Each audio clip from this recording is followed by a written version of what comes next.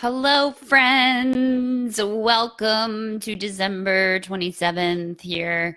I wanted to jump on here, do a little live stream for you as we count down the last little bits of 2018. Hello, Sandy. Welcome. Gail, Claire, welcome, welcome. So I want to give you all a little homework assignment if you choose to accept it, or a little challenge, if you will, to do some reflection. Hello, Claire. Hello, Gail. We're streaming here on Facebook. We'll definitely reprise this for YouTube as well, so you guys can find it over there. If you're watching this on the replay, hashtag replay in the comments on Facebook or YouTube. I'd love to connect with you there. I have some tea here. It is a gray day, but there is this very serendipitous light coming through the window right now. So just trying to capitalize off of that. So let me see what we can get done here. I'm just adjusting my camera a little bit. So reflection, right? 2018 is coming to an end. The end of the year is here. You're seeing a lot about challenges and, 30 days to this and blah, blah, blah. Yeah. I like to keep it simple. Real talk. We are all moving at the speed of light, trying to get all of our holiday stuff wrapped up, try to get our year wrapped up, try to root into what we want to do for the next year coming. And, I've always been somebody who had these like great ideas about planning and intentioning, but I never really capitalized off of the time between, Christmas and New Year's to do that. And this year I really am. And following the lead of many of my mentors and friends to look at those trainings that I bought that I never really used, kind of root into whatever it was that I invested in as far as products or services this year, see if they really serve me, see if I can draw anything from them, and then also get really freaking clear on what I want for 2019. Because, and you'll hear me say this a lot, like your vision coupled with your action is how you get that manifestation. If you're hands out lighting candles waiting for the universe to drop opportunities into your lap, I think you're going to be waiting for some time. Couple new people jumping on here. If you're here on the live stream, just say hello. I'm grateful for you to be here. We're going to talk right now about reflecting on 2018 and some considerations on how to set your roadmap for 2019. So I don't know about all you, but I use for planning a little bit of a paper version mixed with a digital version. So real talk, I take all of my appointments in Acuity, and that feeds into my Google Calendar. And every week I sit down and I copy my Google Calendar into my paper planner. It might seem kind of archaic, but I work off of both, right? When I'm sitting down at my computer, I need to have this paper planner in front of me. I need to know what's coming down the pike. And I feel like there is power to writing things down. I write affirmations every morning. I write gratitude every morning. I work with my tarot cards every morning, and I write things out about them. I journal. So I think there's a lot of clarity to be found by the exercise of writing. It's something that has really guided me my whole life. So this is an exercise you can choose to do digitally or electronically, but I work with a passion planner. Looks like this. I'm just at the end of it. And inside the passion planner, it gives you really distinct pieces that are going to help you break down your year. Claire's commenting that the paper seems more concrete for her too, right? Like there's something about like just paper and reflecting back on it.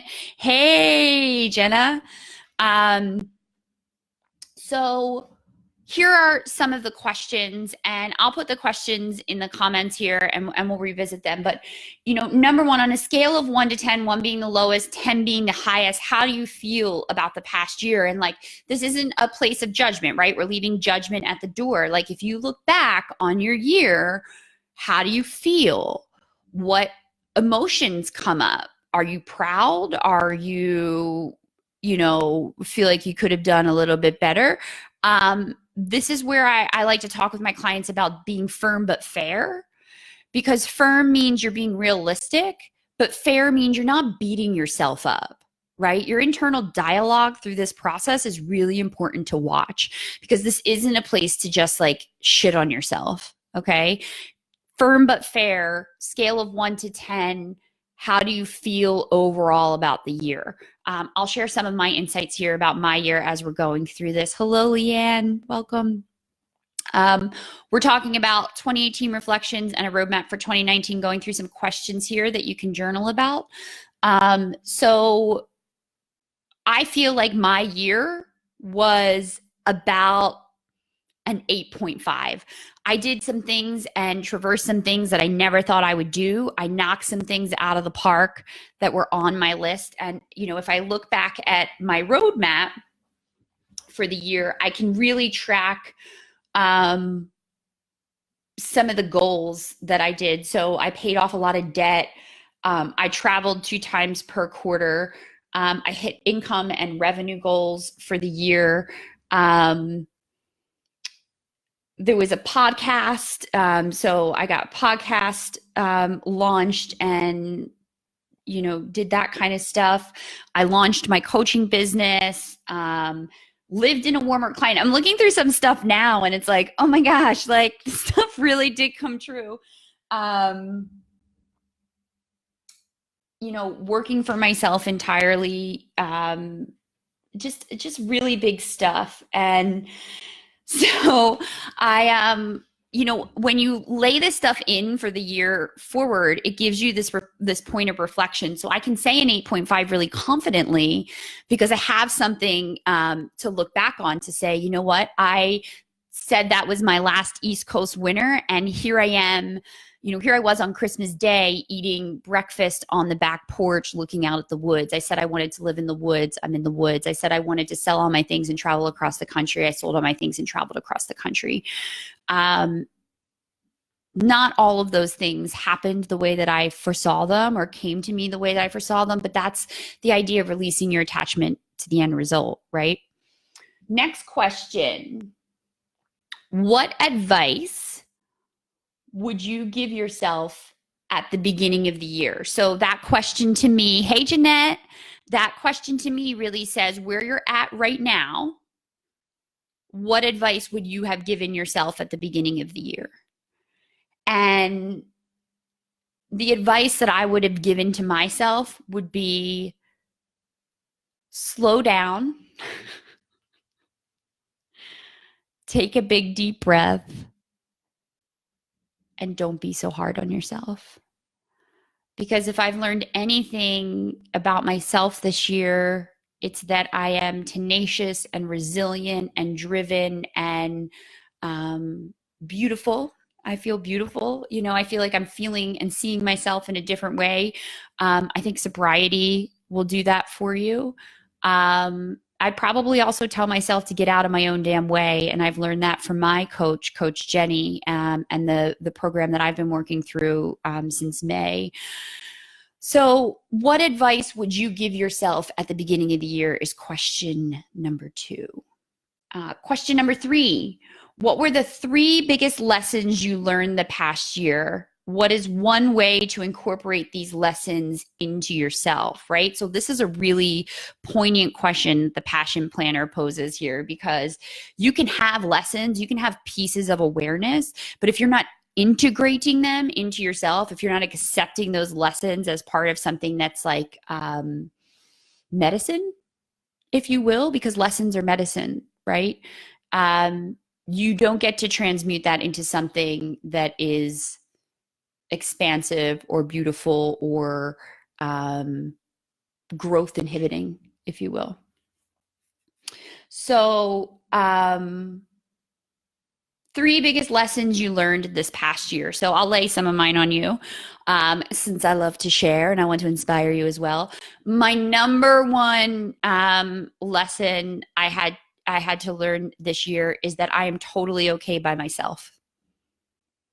Like wherever I find myself, there I am, and in that you can't really run away from your problems or the things that are plaguing you emotionally or mentally or physically. Like wherever you go, there you are. Right. And my second lesson is that it is so much more empowering to run towards something than to run away from something. Right. Because in running away from something, you're more often than not just running away from yourself, running away from your truth, running away from the work that needs to be done, which is often fueled by fear. And my last biggest lesson was how liberating it is to finally let go of fear. And that's something that has only come for me in the last few weeks. I had to do a lot of work, and I'm still continuing to do this work around letting go of fear. And I think what I love about showing up here and I love about working with my clients is that I don't claim to have it all figured out, but I do feel as though I can hold sacred space and ask these tough questions because I've asked them of myself, right? I live in high integrity with what I ask of other people is what I'm asking of myself as well. And so one of the exercises that I did, and I talked about this on a live stream a few days ago, was I wrote down everything that I was afraid of. And it took like 2 pages. And my friend Corey recommended this exercise to me. And when I wrote those things down, holy shitballs. You really have to do it and look at it to understand how much you might be holding yourself back or how much fear has this grip on you that you don't even realize, right? Because you might be in denial about it or you're just kind of like perpetually like pushing through it. I took those things and I buried them. I ripped them up and I buried them in the ground and I gave them in a very sacred way back to the earth to dissolve. And when I say that, I get goosebumps on my face because it felt that way. Like I feel when the fear comes up, I can already say I've surrendered that. I've handed that over. That's no longer something that limits me, right? I'm not afraid of that anymore. And if the fear comes up, it's just an emotion or a thought that's passing through me. And that's the work, that's the practice, right? You get into conversation with yourself in a way that is more productive than saying like, you can't do this or what the fuck, who do you think you are? One way that I incorporate these lessons into my life is by talking about them, by sharing them with other people, by sharing them with my clients, by journaling about them, by saying like, yes, I did this. This is a distinct action that I took that propelled me in this direction. If you're just joining us, we're reflecting with questions that are posed in my passion planner. And we're going to move into a roadmap for 2019 in just a little bit. So this will be a little bit of a longer video. So stick around with us or you can watch the replay or if you're catching the replay. Question number 3. Review your past year and assess your priorities. Are you happy with how you spent your time? If not, what steps can you take to adjust them? So if you have a planner or if you've been keeping things on your Google Calendar, can you look through and really see how you've spent your time? And sometimes like making a pie chart, even if it's a rudimentary one, nobody says it has to be like scientifically accurate. But where did you really spend your time? I know that one of the things that I want to reduce my time on in 2019 is like screen time, scrolling time. So scrolling screen time, meaning I'm on Instagram and I'm scrolling, which Instagram changed the way you scroll now. And that's weird to me, but whatever, I digress. Or on Facebook, right? Like I'm looking to use a Facebook newsfeed eradicator and I'm subscribing to the updates of the people that I want to see the most or like going in and looking at the newsfeed when I need to. But it's a huge distraction for me because I want to know, like I'm hungry to know what's going on in everybody else's lives. And but I can also see where that is a comparison trap where it can become this really poignant thief of joy, right? Because you're like, oh, look what they did. Oh, look how fancy they are. Oh, look how smart they are. And, what do we get out of that? Or on the flip side of that, I have fucking work to do. And I'm sitting here like, oh, look at these cats. They're so cute, right? Like, cool on that. Um, Priorities, I think that I will, now that things have shifted for me in the last quarter, um, I don't go out and party anymore. I don't really perpetuate myself in the bar scene. Like I'm not that social being. My focus has shifted entirely towards serving other people in this space in my work, towards creation and writing. That's where I'm feeling pulled to. That's what being in nature conjures out of me. This real spiritual connection with my work, and I should say a reconnection, because I felt this a lot when I was younger, but not so much, in the past period of time.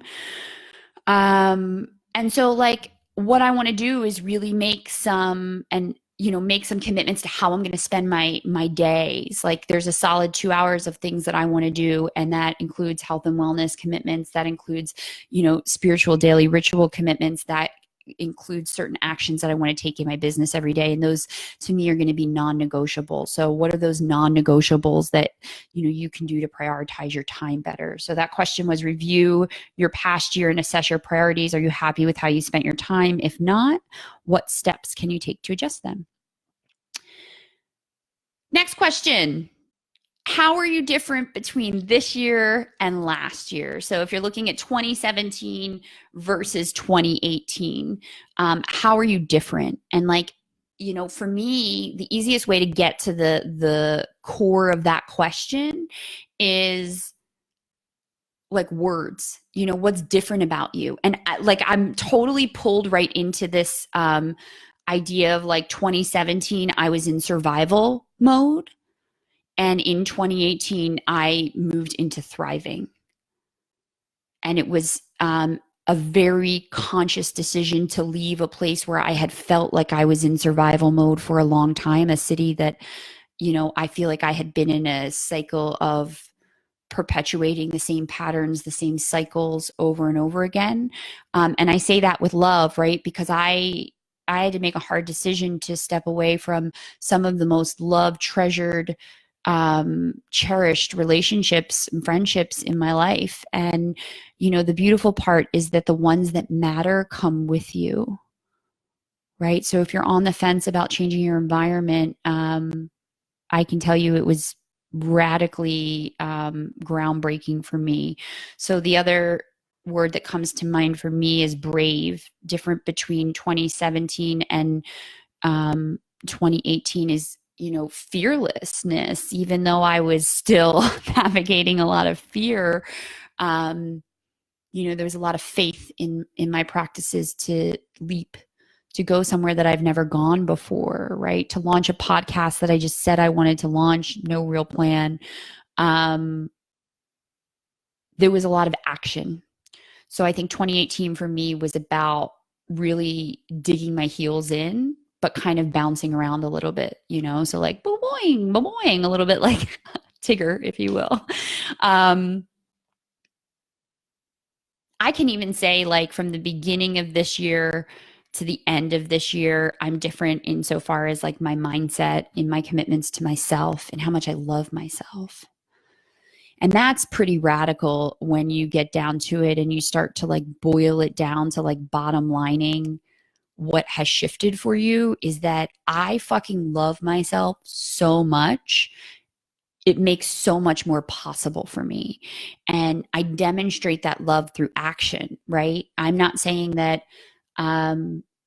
sobriety is for everybody, but I can say that it has been a gift of clarity that I've awarded myself.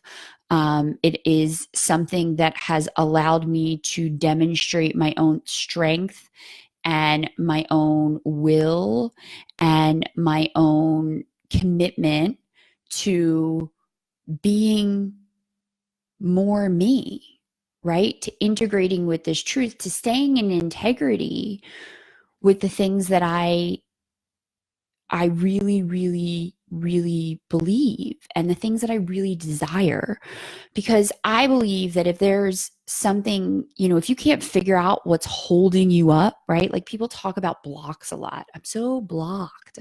There's something between me and this, and I can't get to it. I often think number one, it's mindset, and number two, it's control, right? And number three, it's often an unwillingness to let an old part of yourself go or try something so radically fucking different that it shakes it up for you, right? Like 3 years ago, a shake up for me was the fact that I could never drink beer again, right? That I was going to be gluten free, that I couldn't eat pizza, that these were like radical things. So what did I do? I picked up cigarettes after quitting smoking for 7 years. And I realized that I had just been trading one thing for another for a really long time. And it wasn't until I began to strip away all of the bullshit, right? All of the excuses, all of the familiarity that had kept me safe for so long, that I was able to get to the root of what was really holding me up. And, real talk, it was myself, or it was these limiting beliefs that I had to show up a certain way, or I had to check some boxes, or I had to live this blueprint, or, whatever the case may be. But there's some bullshit story. And, I'm just going to call it what it is. It's fucking bullshit, that we feed ourselves, that we kind of, I'm going to go here and I'm going to use this word, con ourselves into believing is the truth, because it keeps us small and safe and on par with the people that we love, the people that we feel love us and where we feel safe. And that's okay. But if you're burgeoning, right, if you're breaking at the seams for something more, you're not going to get that living in the sameness of what you've always done. So there needs to be a shift there.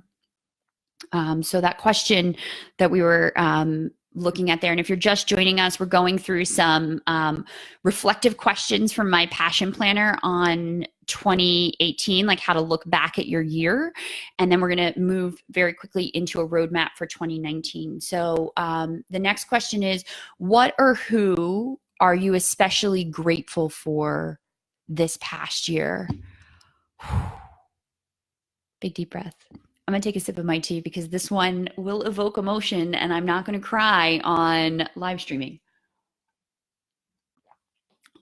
Who or what are you especially grateful for this year?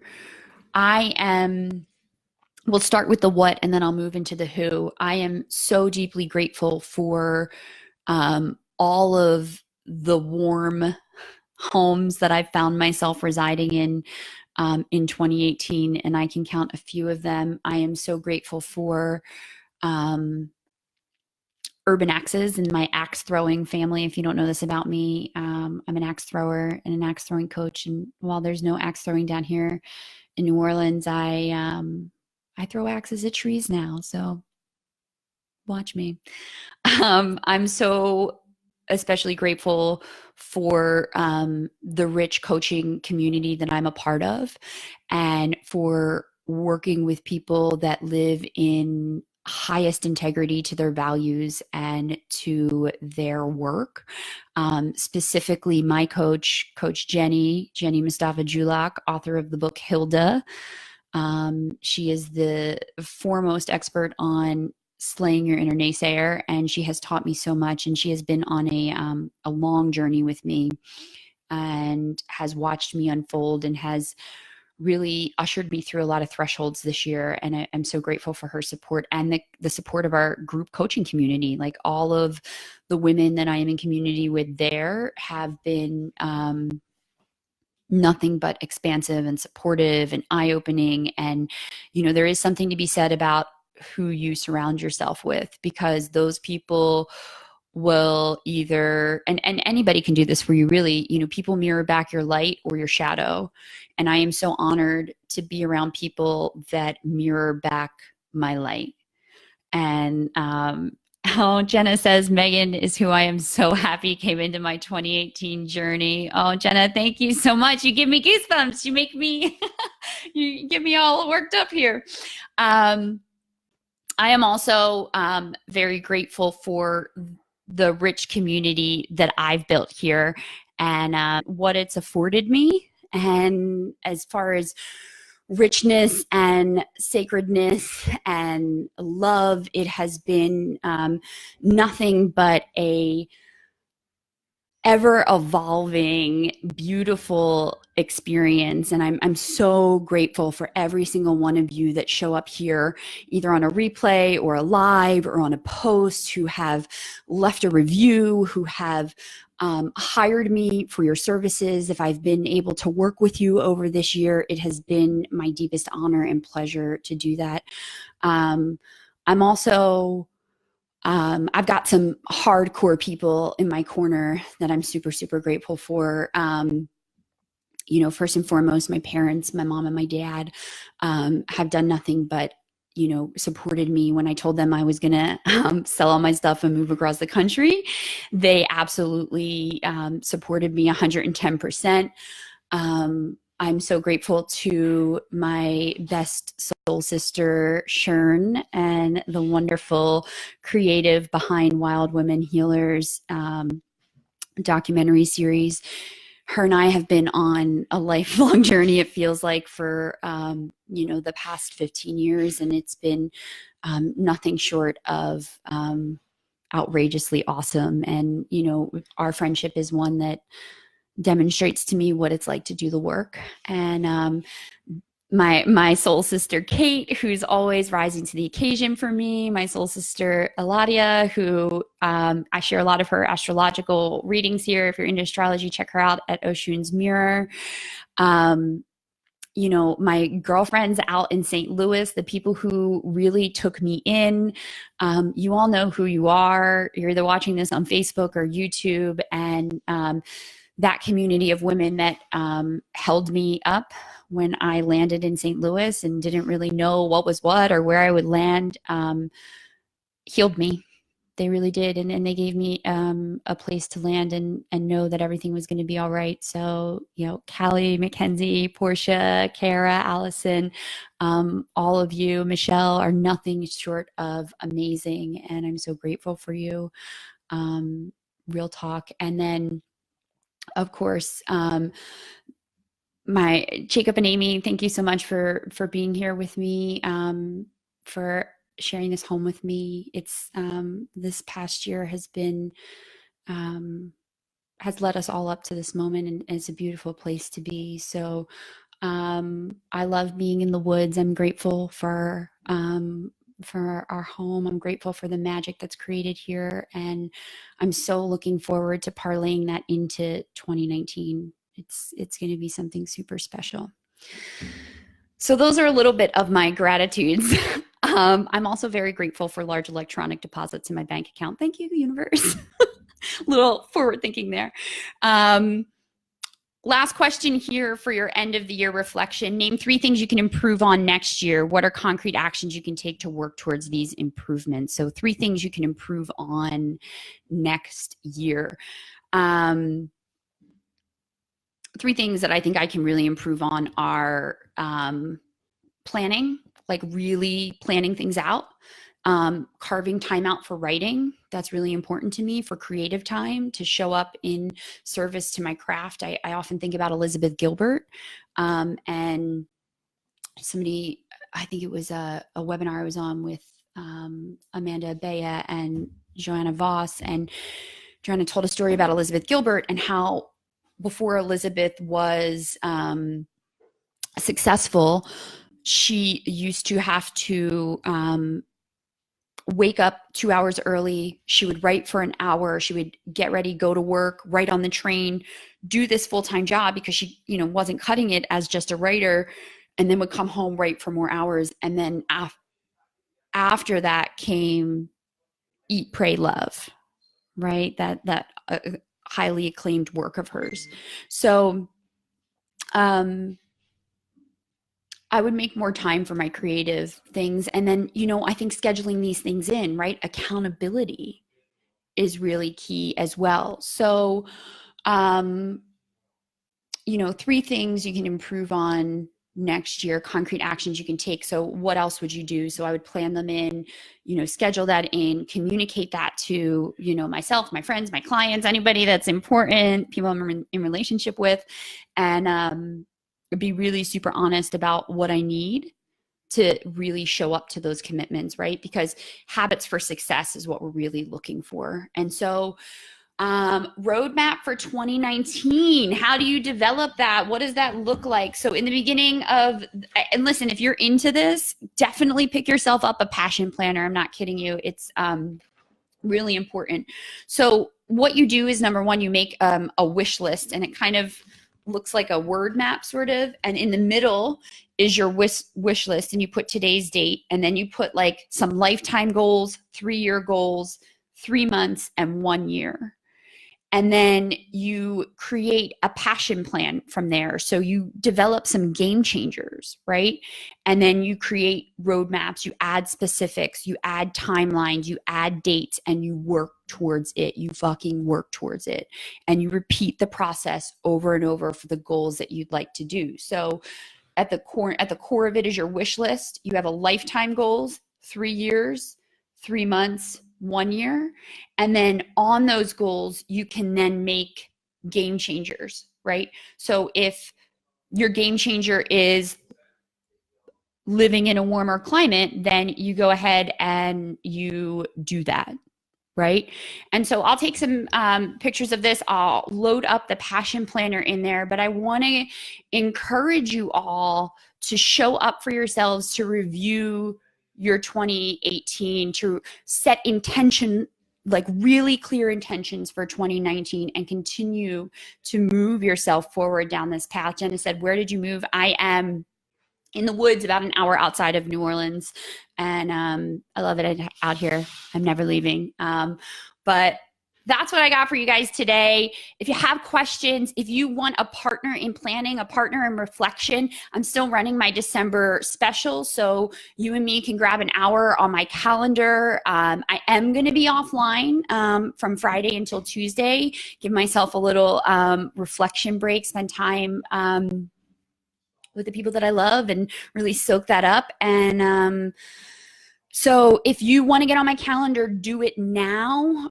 Those rates are going up in January. Also coming at you is my Be the Beacon program. So that's going to launch the end of January. That's going to be a 9-week journey for you to really dive in, shine brighter, and be the beacon that you know you are, whether that's in your life, your business. If you want to make changes, we can take you and get you clear on where you're moving from and move you into that place where you can take distinct action that's going to get you major freaking results.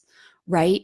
Because remember, visualization, doing a vision board is everything, or it isn't everything. You need to couple that up with a plan and an action and strategy, right? That's going to get you into momentum, because once we get those wheels turning, you can then make that roadmap a reality. It can start to come to fruition. So that's what I got for you guys. Enjoy your week. Happy New Year, right? Give yourself the gift of showing up and rooting into what is going to bring you clarity as you move into 2019. Let's make it the best year for you so you can continue to shine bright, and so you can be that beacon in your life, in all areas of your life.